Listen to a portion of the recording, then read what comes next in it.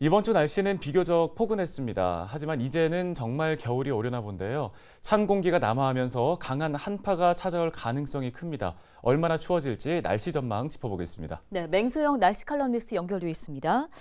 금요일부터 찬바람이 강해진다고 하던데요. 어느 정도 추워질까요? 목요일 오후부터는 찬 공기가 유입되면서 금요일 기온은 평년보다 낮게 떨어집니다.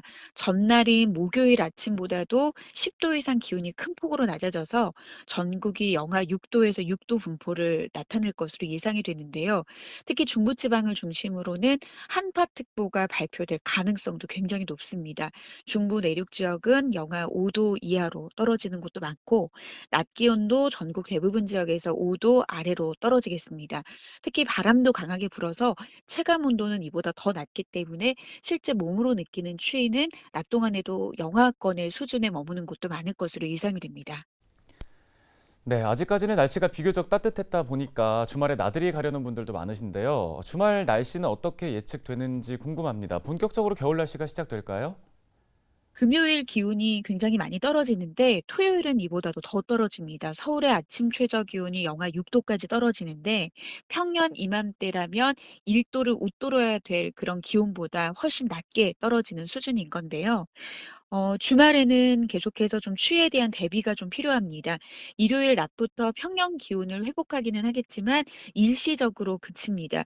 보통 공기는 눈에 보이지는 않지만 누르는 힘이 다르기 때문에 좀 드넓은 평지보다는 산 꼭대기와 골짜기로 이루어져 있는 그런 공기 분포라고 보시면 되겠는데요. 산 꼭대기와 골짜기가 있는 것처럼 주기적으로 맑은 날씨가 나타나면은 다시 흐린 날씨가 나타나기 마련인데, 다음 주 같은 경우에는 맑은 날씨가 이어지다가 다시 비가 오고 나면 찬 공기가 그 후면에서 밀어붙이면서 기온을 떨어뜨리는 그런 전형적인 겨울 날씨의 패턴을 보일 가능성이 굉장히 높습니다. 따라서 일요일 낮부터 평년 기온이 일시적으로 회복이 되기는 하지만 다시 28일 화요일에 기온이 낮아지면서 평년보다 낮은 기온은 유지가 됩니다. 그리고 다음 주에도 계속해서 평년보다 낮은 추운 날씨가 이어질 것으로 전망이 됩니다. 예, 몇 년 전부터는 사만삼이라고 해서 겨울철마다 미세먼지가 말썽입니다. 올해 특히 엘니뇨로 인해서 겨울철 미세먼지 농도가 증가할 것이라고 하던데 어느 정도로 예상되나요? 네, 늦가을인 이맘때부터 미세먼지 농도가 높게 오르기 시작해서 이듬해 3월에 가장 높은 농도를 보이는 게 일반적인 계절의 특징이라고 보시면 됩니다. 국내와 국외에 미세먼지가 쌓이면서 농도가 높게 나타나는 게 가장 큰 원인인데요. 특히 올해 같은 경우에는 태평양 동쪽의 중남미 지역의 수면 온도가 높아지는 엘니뇨 현상까지 겹치기 때문에 겨울철 한반도의 대기 정체 현상을 유발할 수 있는 것으로 전망이 되고 있습니다.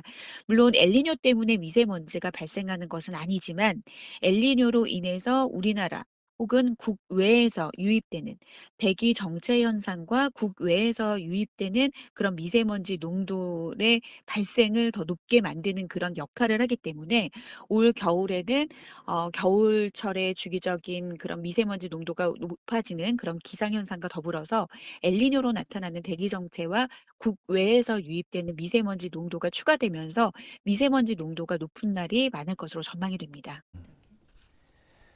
네, 알겠습니다. 급격하게 추워지는 날씨 잘 대비해야겠습니다. 지금까지 맹소영 날씨 칼럼니스트였습니다.